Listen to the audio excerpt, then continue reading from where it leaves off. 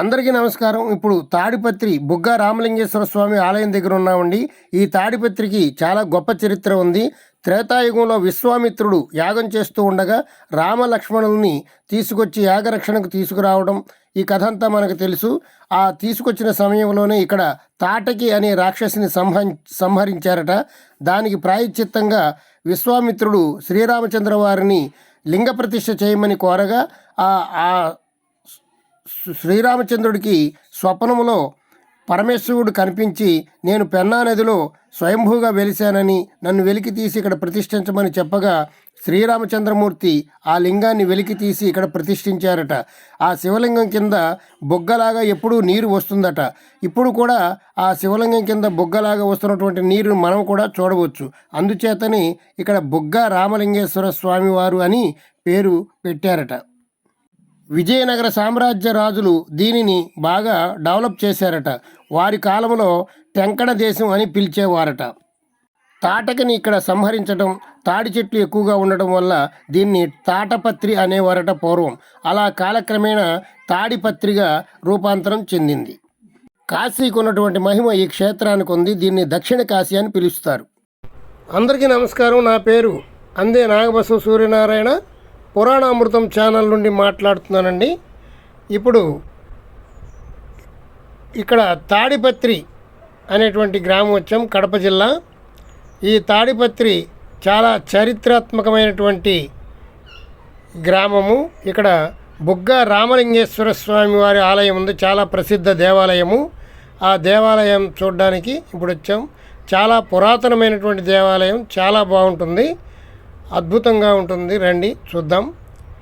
ఈ ఆలయ విశేషాలను, శిల్పకళా సంపదను మనం తెలుసుకుందాం. ఎంతోమంది ఈ ఆలయంపై దండయాత్ర చేసి కొన్ని శిల్పాలను ధ్వంసం చేశారు, అది కూడా తెలుసుకుందాం రండి. చెక్కినటువంటి శిల్పాలను మనం ఇక్కడ చూడవచ్చు. చిన్న చిన్న శిల్పాలని చాలా అద్భుతంగా చెక్కారు. పూర్వకాలమే మన శిల్పులు ఎంతో నైపుణ్యం చూపించారు అనడానికి ఇది ఒక నిదర్శనంగా నిలుస్తుంది. చూడండి, అద్భుతమైనటువంటి శిల్ప సంపద. చాలామంది రాజులు ఈ ఆలయంపై దండయాత్ర చేసి చాలా శిల్పాలను ధ్వంసం చేశారు. అయినా సరే ఇంకా చెక్కు చెదరకుండా పురాతనమైనటువంటి సాంప్రదాయాన్ని మనకి తెలియజేస్తుంది ఈ ఆలయం. బుగ్గ రామలింగేశ్వర స్వామి ఆలయం అంటారు దీన్ని. ఈ ప్రక్కనే కావేరీ నది ఉంటుంది. ఆ కావేరీ నదిలో స్నానం చేసి ఇక్కడ దర్శనం చేసుకున్నట్లయితే సకల పాపాలు పోతాయని పెద్దలు చెప్తున్నారు. చూడండి, ఆలయం ఎంతో అద్భుతంగా ఉంది, సుందరంగా ఉంది.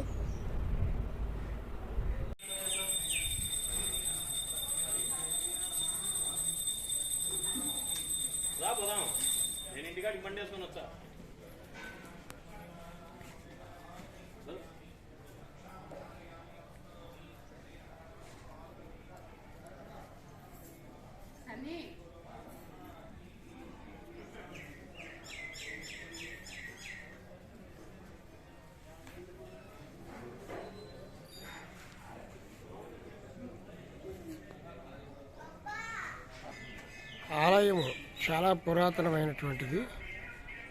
చూడండి, అద్భుతమైనటువంటి శిల్ప సంపద.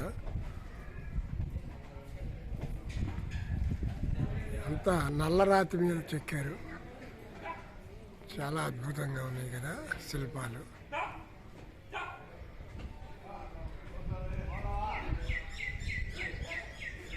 గోపురం కొంత శిథిలమైపోయింది, పడిపోయింది, కొంత ధ్వంసం చేయబడింది.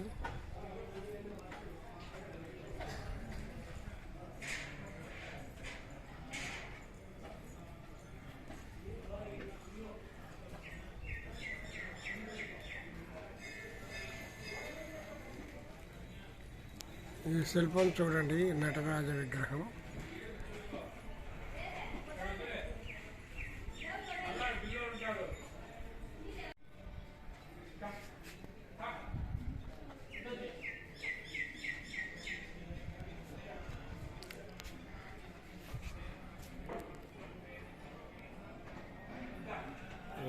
శివాయ.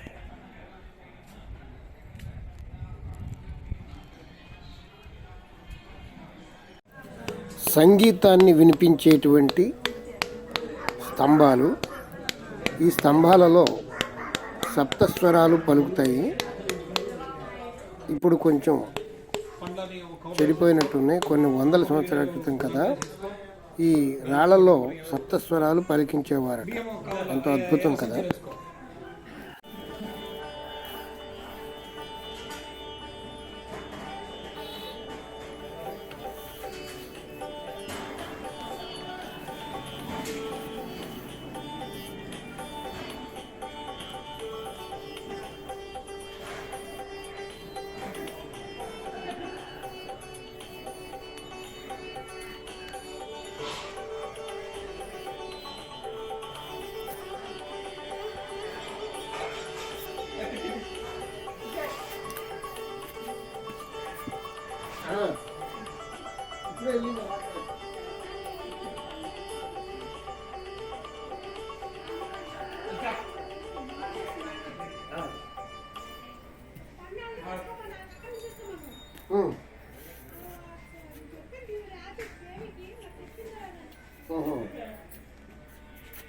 చెప్తా.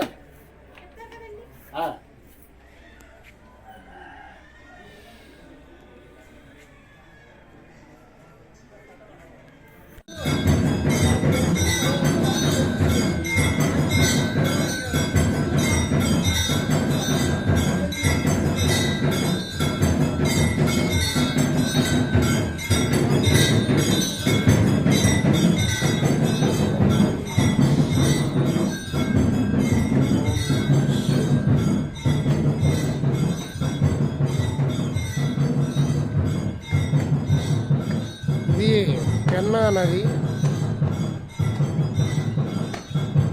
పెన్నా నది ఇది.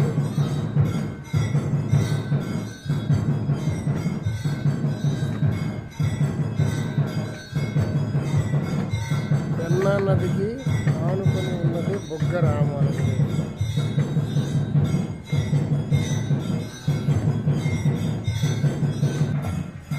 ఓం నమః శివాయ. ఓం నమః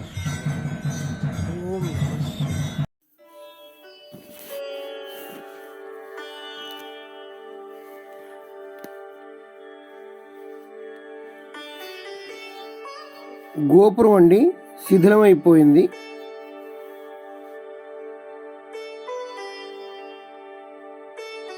మెయిన్ ఎంట్రన్స్ ఇదే. శిల్ప సంపద చూడండి ఎంత అద్భుతంగా ఉందో.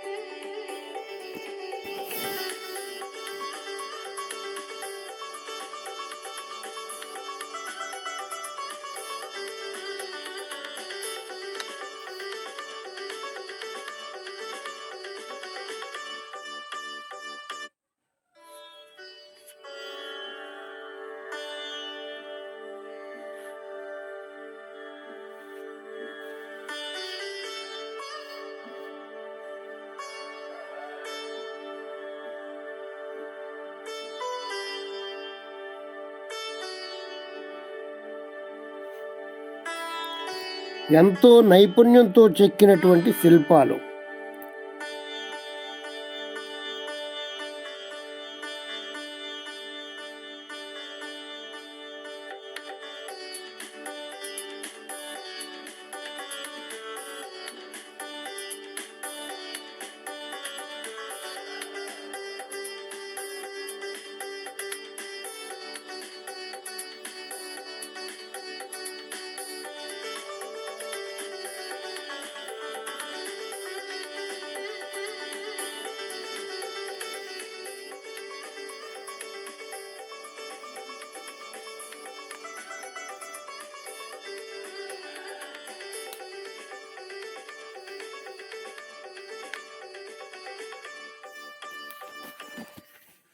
ఇప్పటికీ భక్తులు ఎంతో ఎక్కువగా వస్తున్నారు. పార్వతీ అమ్మవారి ఆలయం, బుగ్గ రామలింగేశ్వర స్వామి దేవస్థానం.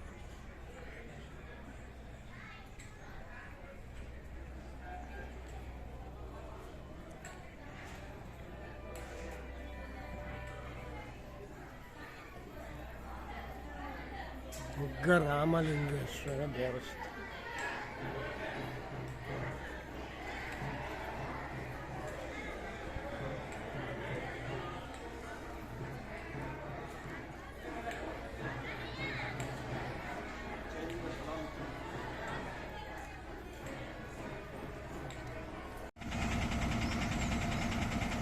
కొత్త లారీలను ఇక్కడికి తీసుకొచ్చి పూజ చేసి అప్పుడు వీటిని తిప్పుతారు.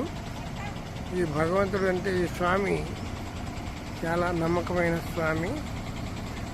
చూడండి, కొత్త లారీలు తీసుకొచ్చి ఇక్కడ పెట్టి పూజ చేపించి తర్వాత లైన్లో దింపుతారు. చూశారు కదండి ఆలయం, బుగ్గ రామలింగేశ్వర స్వామి ఆలయం, తాడిపత్రి. ఈ వీడియో మీకు నచ్చినట్లయితే మా పురాణామృతం ఛానల్ని లైక్ చేయండి, షేర్ చేయండి, సబ్స్క్రైబ్ చేసుకోండి, బెల్ ఐకాన్ నొక్కండి. ప్రతి వీడియో మీకు వస్తుంది. చూడండి, ఎంతో అద్భుతమైనటువంటి ఆలయం, మహాపుణ్యమైనటువంటి ఆలయం, బుగ్గ రామలింగేశ్వర స్వామి వారి ఆలయం. సర్వే జనా సుఖినో భవంతు, సమస్త సన్మంగళాని సంతు. హరి ఓం తత్సత్. జై శ్రీమన్నారాయణ.